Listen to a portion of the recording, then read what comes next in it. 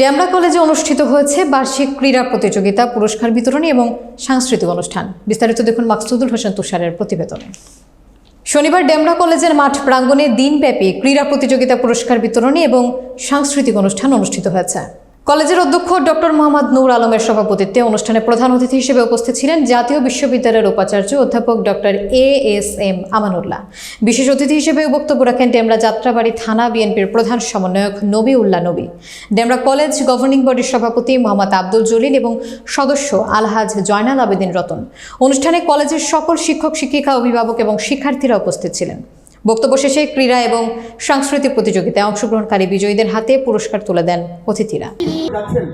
আমার মনে হয় জাতীয় বিশ্ববিদ্যালয় প্রতিষ্ঠান সব জায়গায়, শুধু আমাদের ডেমরা যাত্রাবাড়ি চিত্রে স্মরণ করছি বৈষম্য বিরোধী পক্ষ থেকে শ্রদ্ধেয় ভিসি স্যারকে, জনাব সাখাওয়াত হোসেন সরকার স্যার, জনাব